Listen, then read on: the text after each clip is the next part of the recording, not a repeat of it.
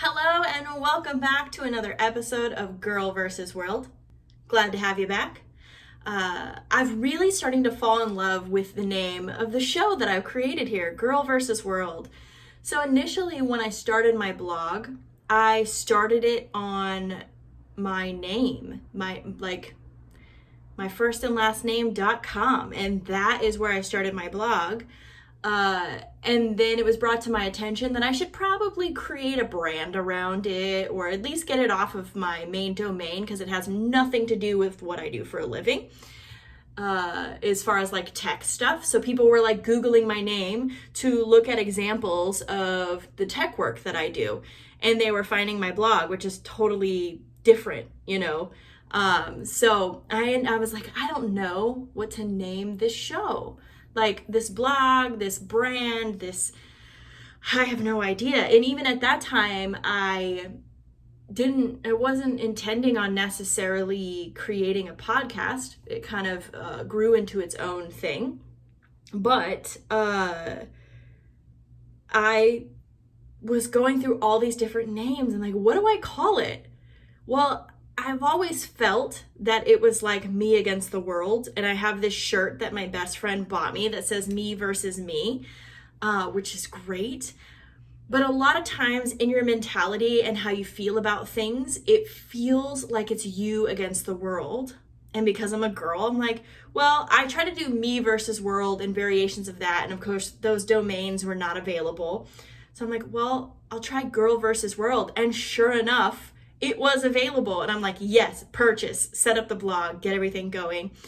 But really, that decision that I made, over a year ago now, I really love this name. I think it is a good name for the podcast. I think it's a good name that represents how I felt in my life. I still very much feel like girl versus world. I'm also girl versus herself, girl versus mental health, girl versus sobriety, girl versus self-help. Like, it's always like, you feel like you're up against stuff. You're like butting your head up against the wall, or, pushing through things, pushing through your grief and things like that. So it always feels like that. It's not necessarily the truth that it's you against the world, because the world and the universe is massive and vast. And it's not really us against that. We're never going to conquer the world. Like, I just made the joke recently, and this is going to date me age-wise, but I used to watch Pinky and the Brain all the time. And they always had this gimmick where it was like, well, what are we going to do tomorrow night, Brain?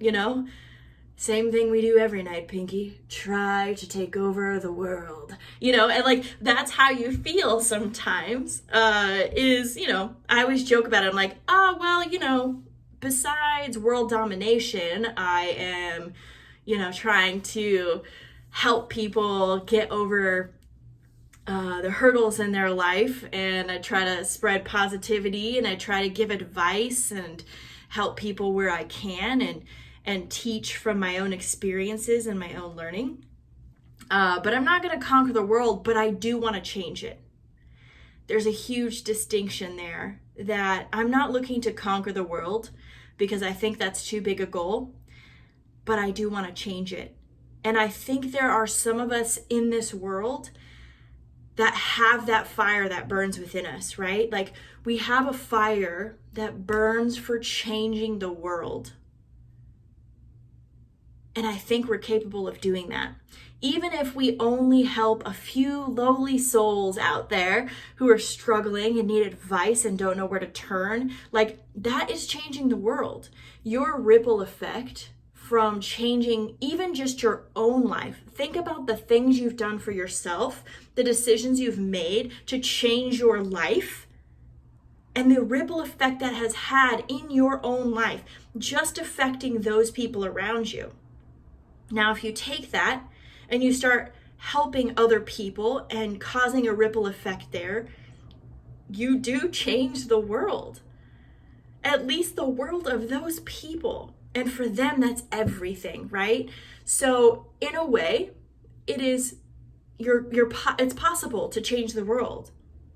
And it's a form of world domination. Sure, I'll say it. I'm gonna go with the pinky in the brain kind of mindset, and I want to take over the world. No, not really, but you get what I'm saying, right? Where you can, if you want to, affect people, and you can change the world. What a powerful notion. Sit with that feeling for a second that you can, even if it's just for yourself. Think about that. I want to change the world. If you have that in your bones and in your body, and you feel like you were put on this earth to change things, and you only ever change yourself, you're still changing the world. You're changing your world and your circle of influence and anybody you come in contact with and touch after that. That's a huge thing. And it's possible. It's so possible. When you put it in terms of that and you think about how the small changes in your life cause a ripple effect for the people in your life, like you really can affect change. And that's such a beautiful thing. So that's really what I've been trying to do with Girl versus World is I do want to change the world. And I believe in the core of my being that I am on this earth to help people. I am on this earth to change the world, and nobody can convince me otherwise. This is my calling. This is my journey. I feel like the things that have happened in my life had to happen in the way that they did to get me to this point. Because so much of my adult life has been exploring what I want to do. Who am I? Outside of my relationships and my job and my education and my family, who am I and what do I want? It's been a journey trying to figure that out, right? Like, you are born into your family. You are born into your religion. You are born into the language you speak. You are born into the financial situation that you're born into, and there is not a darn thing you can do about that. As a baby and a child, you just have to go with it. You have to agree, because not agreeing gets you punished, and you don't want to be punished, right? I'm reading the 4 Agreements, and this book talks about this in length, where this stuff happens to you. And you just have to take it. You just have to agree with it, because you're either agreeing with it and being rewarded, or if you fight against it, you're being punished. So we're brought up in this system of rewards and punishments that stop us from being able to discover who we are. So a lot of us don't discover who we are until later in life. Right? So if you're in that situation where like, well, I don't know who I am, and I'm 30 years old or I'm 40 years old, I still don't know who I am. That's okay. Because we live in a system where we just agree to things to avoid pain, to avoid being punished, to avoid having people not like us, right? So once you start this journey of figuring out what you want to do, you have to come to terms with not everybody liking what you do or not believing in you, and figuring those things out for yourself. Whether it's your religion, maybe you don't agree with the religion that you were brought up in, right? Like maybe you're agnostic and you were brought up like super Catholic. That affected your life, absolutely. You had to go to church, you had to pray and do all those things, and you never believed in any of that, but your parents are law, and you just kind of have to go with that. You have to agree to it, or else you'll be punished. And who wants to be punished, right? So as an adult, you start to figure these things out for yourself. You start to explore, what is me? What is my individual identity? What do I believe in that is outside of the things that I've had to agree to in my life in order to survive, or to appease people, or to avoid being punished, or to get people to like you? Like, most of our lives has been surrounded by trying to get people to like us. So whoever you've grown up around, whatever they liked, guess what? You probably liked too. I can tell you as a teenager, I changed several different times, right?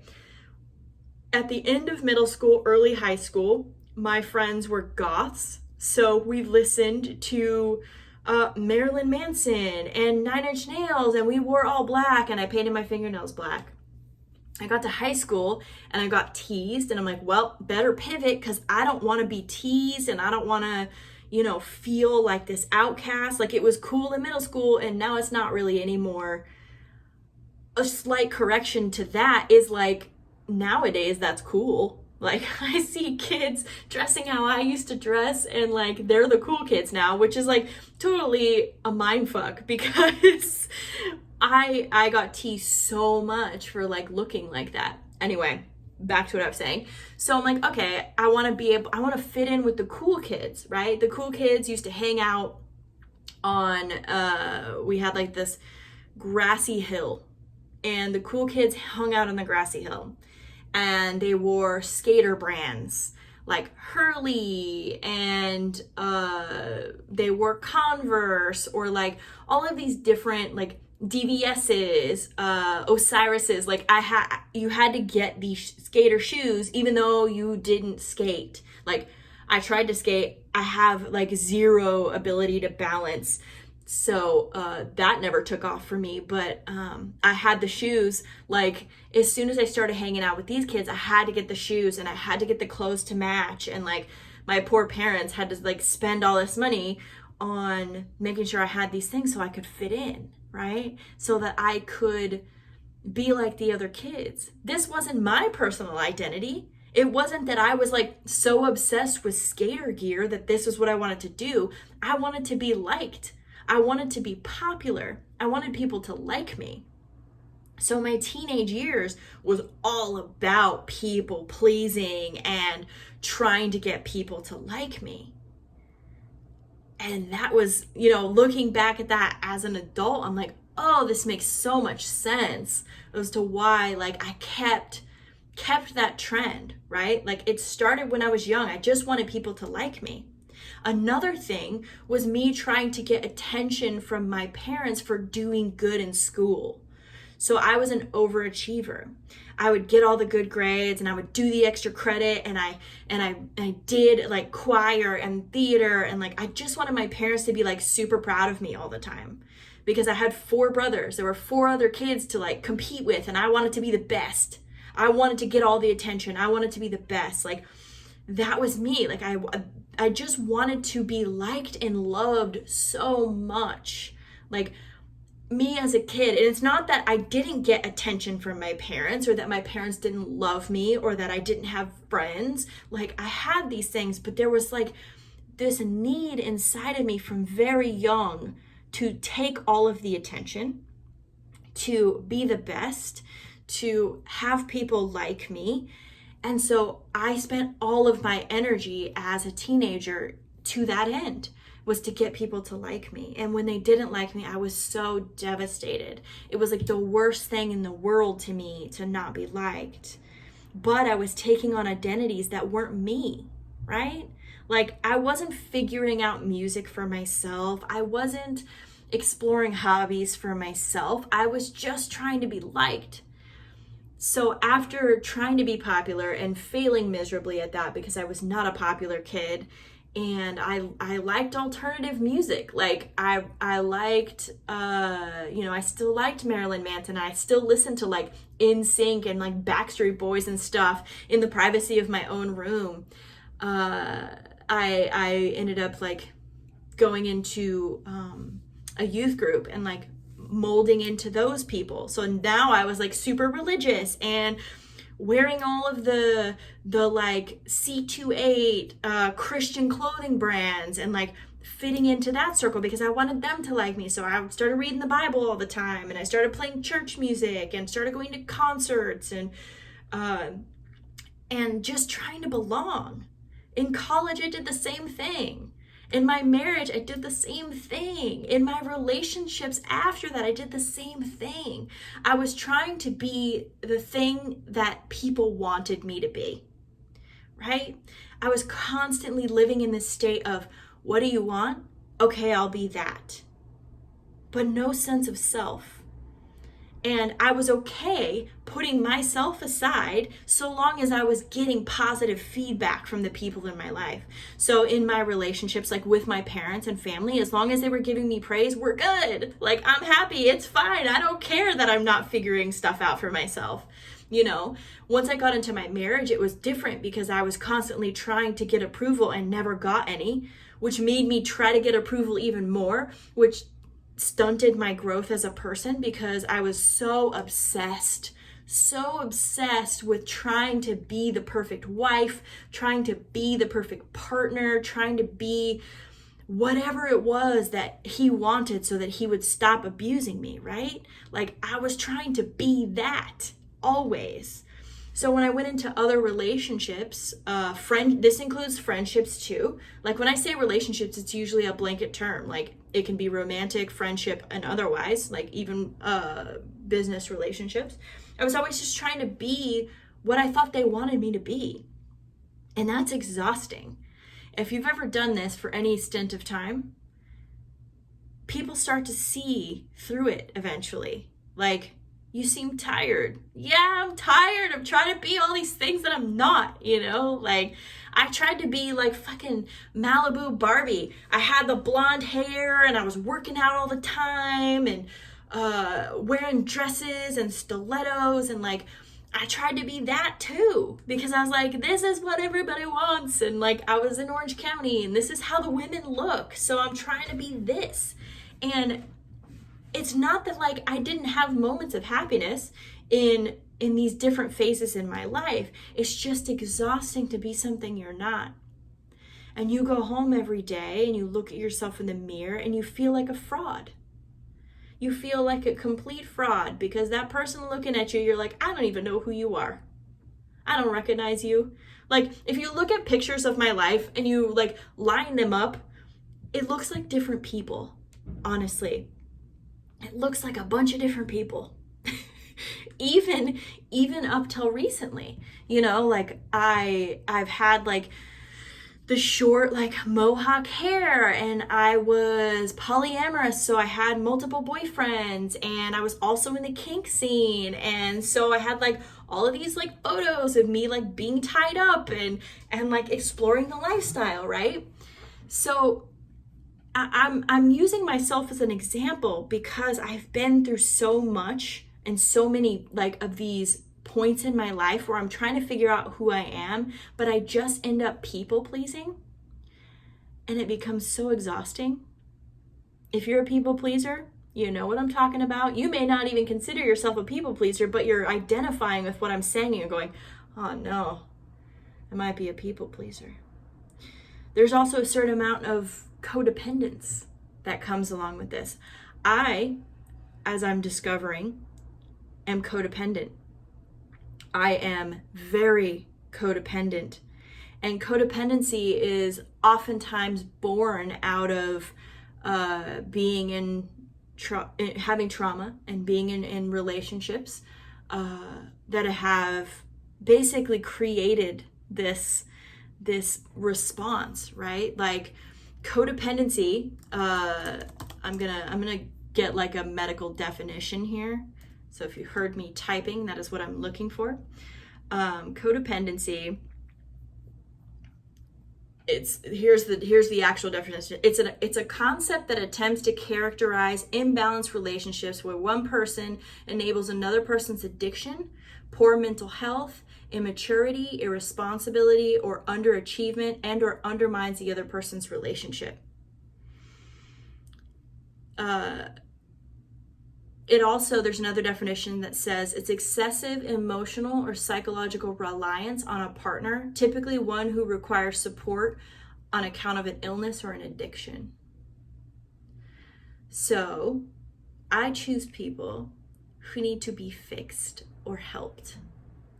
And that becomes my identity. Instead of working on myself and taking care of myself, I choose relationships where I put myself aside and focus 100% on them, because if I fix them, then somehow I will be magically fixed and we will live happily ever after. And that's the truth. that is how my brain works. And maybe you have similar codependency feelings inside of yourself as well, where I've always looked at codependency. I'm like, I'm not codependent. Like, I'm an addict, yes, right? Like I'm in recovery and I've done the steps and I'm healing and I'm good. But I'm also severely codependent, right? I will stay in a relationship and continue to work on it and put everything in it, even though all of the signs and red flags are there. I'm like, I can fix him.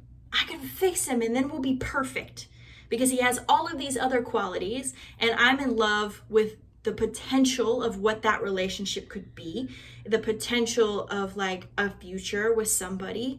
But you can't marry and have a relationship with somebody's potential. You have to date them for who they are right now. And if you don't love them for who they are in that moment, this isn't the right relationship for you, right? You can't fix people like that. You can't just have a relationship and put everything in it and hope that everything's going to be okay, because that's not 100% going to happen. Oftentimes, because you are codependent, you're picking somebody who is not capable of giving you what you want or need. Let that sink in for a second. If you're codependent, you are likely picking somebody who cannot give you what you want and need. And you will fight to the death to try to get that from them, and you're never going to get it. Truth be told, you will never get that from them. It's almost a certainty that you've picked that person. You've picked exactly the opposite of what you want, because you didn't pick that person because you wanted the struggle. You don't want the struggle. You don't. But your codependency, that piece inside of you that needs to be worked on and healed so that you're not codependent anymore, picks them. Because there were probably lots of other opportunities before that person that you said, no, oh, no, no. And then as soon as you found that one that you knew you would need to fix, you were like, yes, this is love. I love this person and we're going to fight it out and make it happen. And this is it. This is the one. And then you start making really irrational decisions. Like, that's the truth, right? So there it is, right? So you're in this place of trying to figure out your identity, right? We're going to go back to that. So figuring out who you are is one of the most important things and necessary things that you need to do before getting into relationships with people, if you can. Some of you are in a relationship already, you're married, or you're in a long-term relationship, and there's no getting out of that for you. Like, you feel like, I can't, right? You can still figure out who you are with that person. It's still possible, right? But if you're by yourself right now, if you're single and you're like, I honestly, I don't know who I am. I don't know, like, there is this movie called Runaway Bride. And every relationship she's in, when she gets to the altar, she runs away. She never gets married. And what the researcher, or the what do you call him? We'll call him a researcher because I can't think of the name. The researcher, he's like, he finds out that every time he asks one of the partners that got, left at the altar, how she takes her eggs, it's different. It's exactly how they take their eggs. And this is a perfect example of being somebody who doesn't have their own identity and their relationship becomes their identity, right? They don't know who they are. So she doesn't know who she is. She doesn't even know how she likes her eggs, right? I've been this person. And if you've been this person, you totally know what I'm talking about, where you're like, once you're by yourself and you're single and you're on your own, you're like, what do I like to do? And you end up just staying home because you don't know, right? You're like, actually, I don't know if I like to go hiking. Like, this is just what me and Bob used to do. And so that's what we do. Or you're like, maybe you had a hobby of like riding bikes on the beach. And you're like, I don't know, me and Frank, like, we used to ride bikes together, and I don't know if I really like that. But I was like super into it when we were together, So it's a process of figuring out who you are and what you like, not because someone else likes it or it's fun to do with other people, but like who you genuinely are as a person. What do you love? What do you want? Like, I'm at this point where I'm writing down the things that I want in a relationship. I've never done that. I've just jumped into relationships and said, hey, I want a partner that treats me good and loves me. But wasn't that what I was looking for when I was young too? I just want people to like me and love me. Is that too much to ask? It's a sad thing to think about, that someone would seek love and attention so strongly that they're willing to give up everything to get it.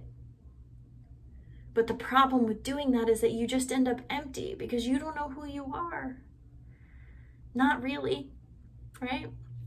So figuring out who you are, what you like, what your interests are, and being okay with that being different from how you were raised, the way you were brought up. Maybe your moral code is different. Maybe those friends that you had, maybe they're not really friends for you. But I can tell you, once you figure out who you are and what you like, more people will show up in your life that align with the things that you align with. This isn't high school anymore. We're not being teased and, all of this stuff. Like, having that kind of a mindset and having FOMO and worrying about what people think about you all the time is just going to keep you in the same place you've been, right? But figuring out who you are, what you want out of this life. Like, for me, I want to change the world.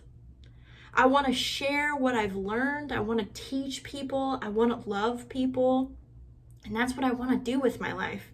So I've been aligning myself with people that feel the same way as me. And when you put that kind of energy out in the world, those people, you attract it, right? Instead of chasing it. We've spent our whole lives chasing love and acceptance.